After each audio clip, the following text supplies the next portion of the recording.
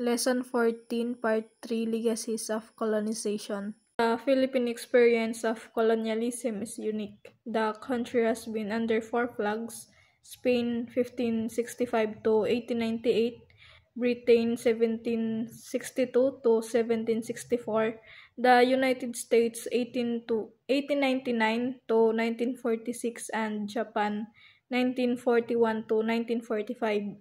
Spain was not able to fully control much of Cordillera and southern Mindanao. Britain, Britain's invasion was limited to Manila and the nearby port of Cavite, and Japan only controlled a quarter of the country's provinces due, due to the guerrilla resistance movement. So the Spanish rule, the longest period of colonial rule, marked by significant cultural and religious influence, but with challenges in fully controlling certain regions like Cordillera and southern Mindanao. British occupation, a brief period where the British occupied Manila and nearby Cavite due to the 7 Years' War, primarily a result of conflict between European powers. American rule. Following the Spanish-American War, the United States took control of the Philippines, leading to a period of both governance and armed conflict with Filipino resistance. Japanese occupation. During World War II, Japan occupied parts of the Philippines, facing fierce guerrilla resistance that significantly limited their control. Among these countries, the most profound changes in society were felt with Spain and the United States. Journalist and author Carmen Guerrero Nakpil even described the Philippine colonial experience as 300 years in a convent and 50 years in Hollywood. What legacies did almost 4 centuries of colonialism bring to the country? So, almost 4 centuries of colonialism left the Philippines with lasting legacies such as the spread of Christianity, the use of Spanish and English languages, the establishment of a centralized government and democratic institutions, the introduction of Western education and culture, and a unique blend of Asian, Spanish, and American influences that shape the nation's identity. In 1959, American historian John Phelan asserted not only that contact with Spain produced little damage but that it was overwhelmingly advantageous to Filipinos. Nicolas Zafra's romantic defense of Spanish colonization in 1958 cited the work of British scholar John Crawford in 1820, who declared that Catholicism raised the moral and intellectual stature of the Filipinos, and added that the Filipinos who are Christians possess a share of energy and intelligence not only superior to their pagan and Mohammedan or bro- Muslim brothers of the same islands, but also to all the western inhabitants of the archipelago. So it means that some historians viewed Spanish colonization of the Philippines in a positive light. American historian John Phelan argued that Spain's influence caused little harm and was mostly beneficial to Filipinos. While Filipino historian Nicolas Zafra supported this view by citing John Crawford, who claimed that Catholicism improved the moral and intellectual life of Filipinos. Crawford even suggested that Christian Filipinos were more energetic and intelligent than their non-Christian or Muslim Muslim counterparts, reflecting the reflecting the belief at the time that Spanish rule and conversion to Christianity brought civilization and progress to this island and progress to the islands. Writer Nick Joaquin's misty-eyed take in 1965 is that Spanish colonization was one of the great civilizing labors in the history of mankind. Filipino historian Renato Constantino in 1974 supported Spanish colonial assumptions describing pre-Hispanic Filipino culture as a virtual tabula rasa, or blank slate. Just waiting for Spanish inscription, these ideas by prominent historians and public intellectuals trickled down and found their way into history textbooks, where we find admiration for the legacies of Spanish colonialism in the Philippines, for giving us our name Philippines or our Spanish sounding last names, for bringing Catholicism to the country, teaching us how to cook their delectable dishes of paella, leche flan, and arroz caldo, and among others. So it means that some influential writers and historians like Nick Joaquin and Renato Constantino portrayed Spanish colonization in a positive light, claiming it civilized the Philippines or transformed a pre-Hispanic society that they considered a blank slate.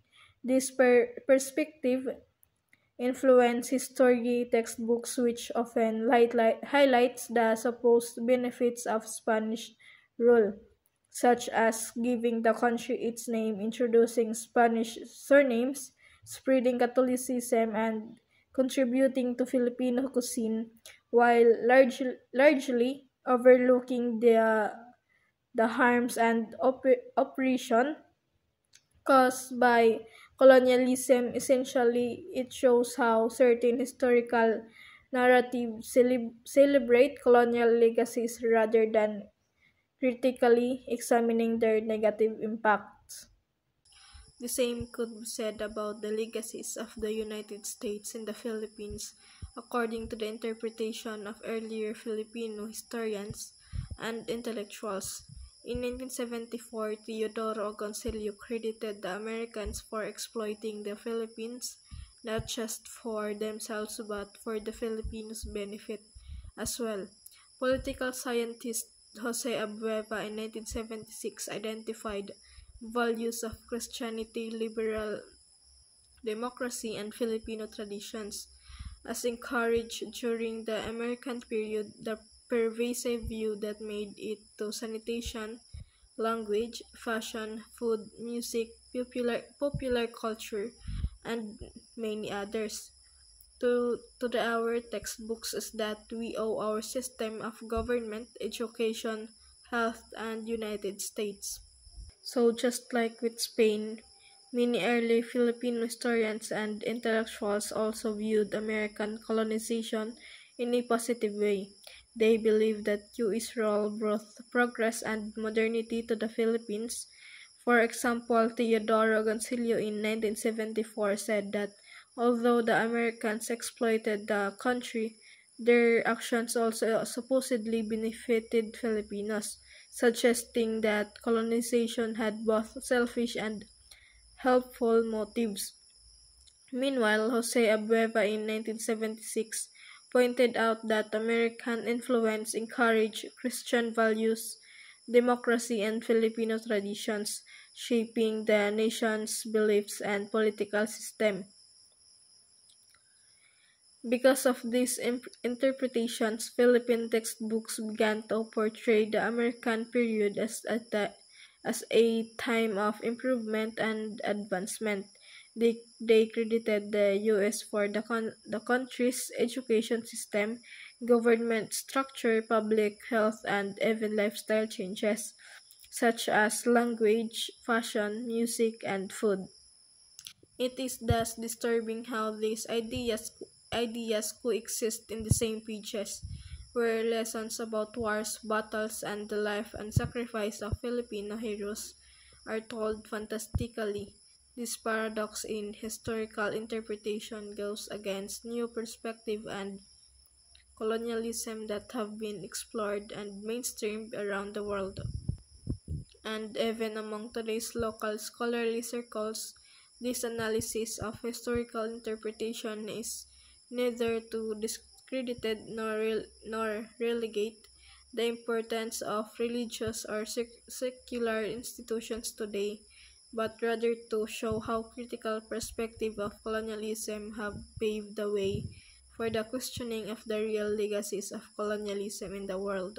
Countless empirical studies have proven that colonialism has inflicted grave political, cultural, social, and economic harm of the colonized.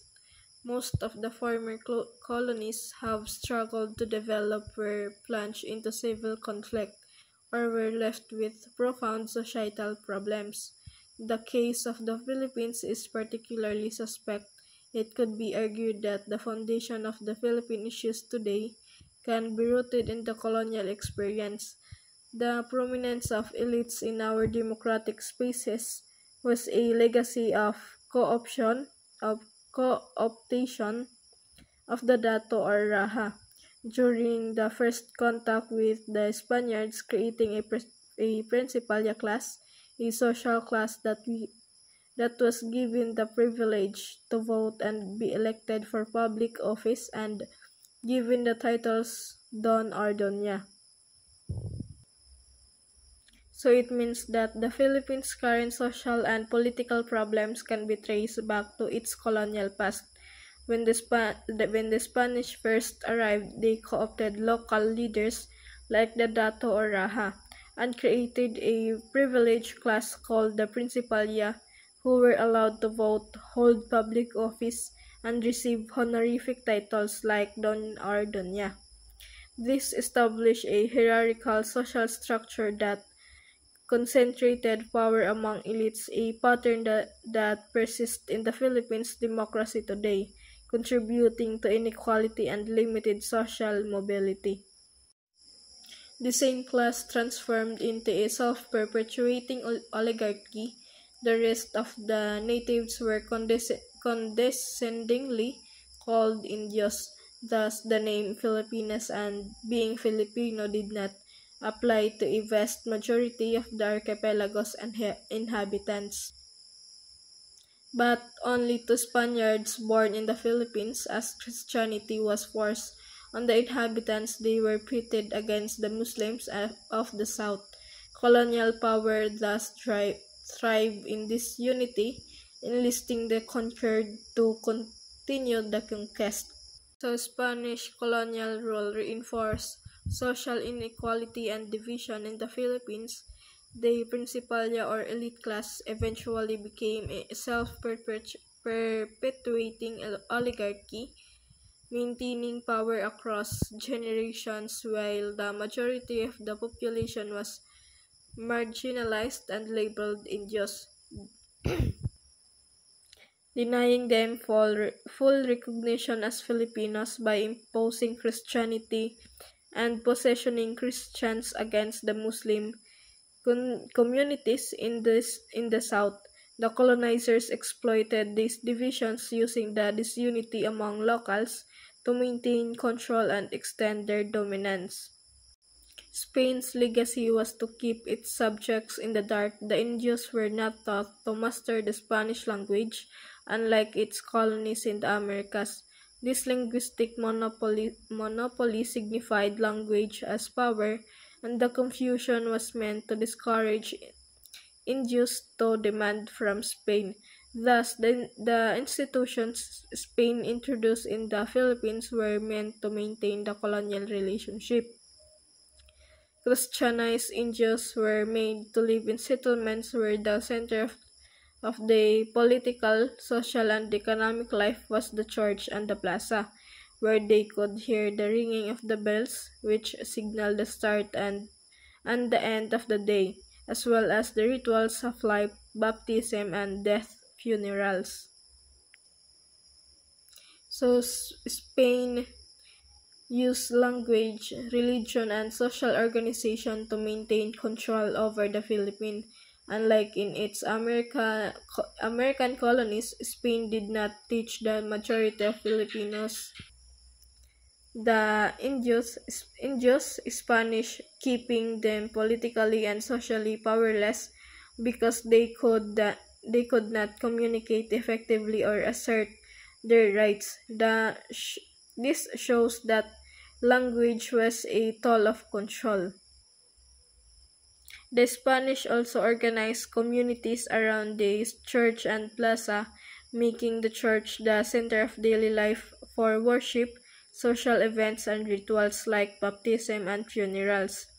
This arrangement keep the population dependent on attentive to colonial authority, reinforcing the colonial relationship and limiting the Indios' ability to challenge Spanish rule. The Indios resisted the Spaniards from the very beginning, the Battle of Mactan, until the very end, the Philippine Revolution. The indigenous culture of the native was erased, but the vestiges of a glorious past were interrogated by Indios who asserted that the Filipino identity is theirs.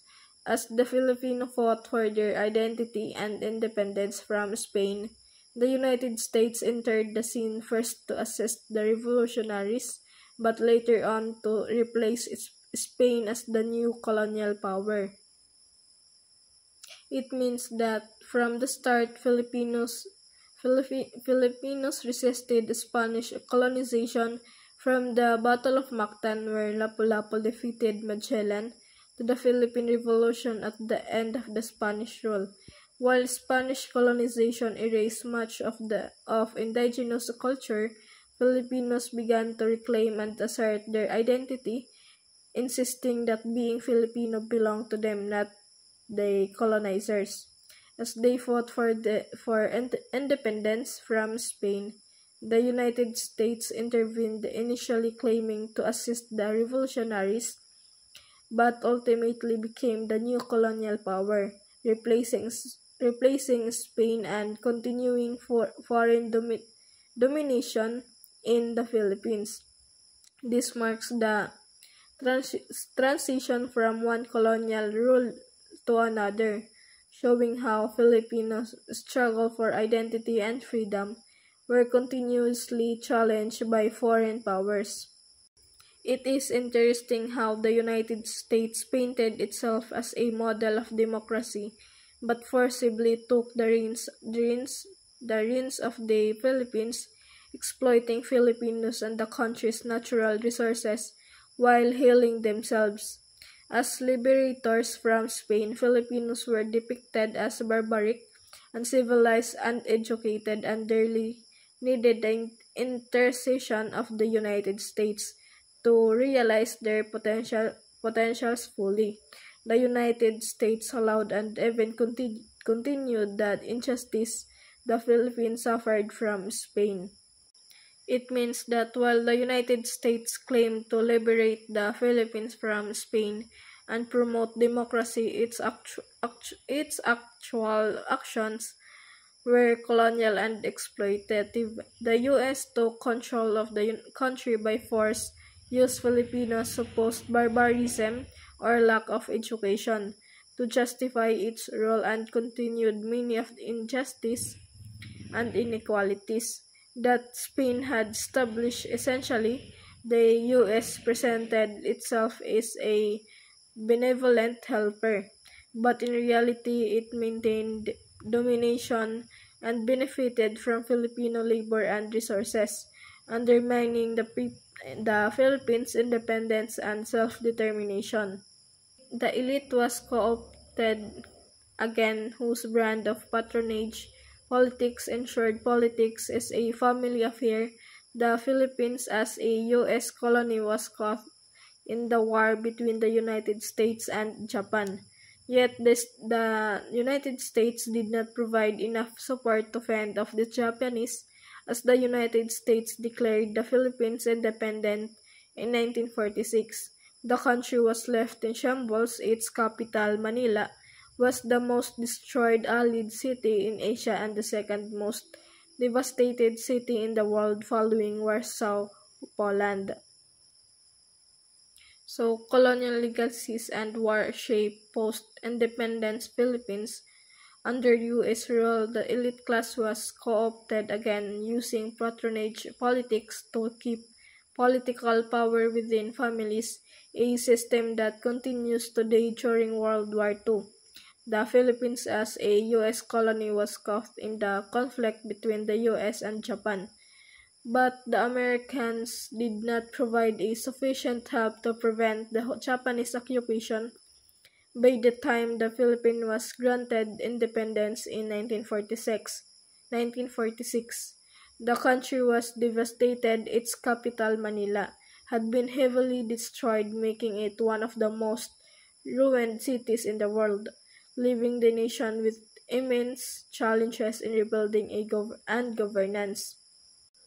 The legacies of colonialism in the Philippines are palpable in the present day. Political dynasties and elites still dominate politics, corruption is prevalent, and substantial social disparities hound the people.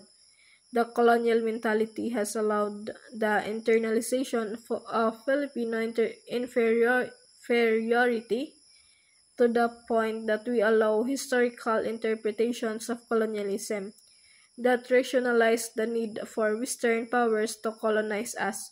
Such is the distrust of the Filipinos in themselves that to this day many would like to think we would have been better off if we remained as a colony. So the effects of colonialism in the Philippines are still very visible today. Political power remains concentrated in dynasties and elite families, corruption is widespread, and social inequalities continue to affect many Filipinos. The concept of colonial mentality, the internalized belief that Filipinos are inferior to Westerners, persists, leading some to accept or even admire colonial rule and its supposed benefits. These are the realities not captured in many of the prevailing interpretations of our colonial past available in many textbooks today. A critical perspective of historical interpretations enables us to know whose interests said perspective serve. Historical interpretation may be tentative and open for argumentation, but the nation's ill needs to be reframed by looking at our past more critically.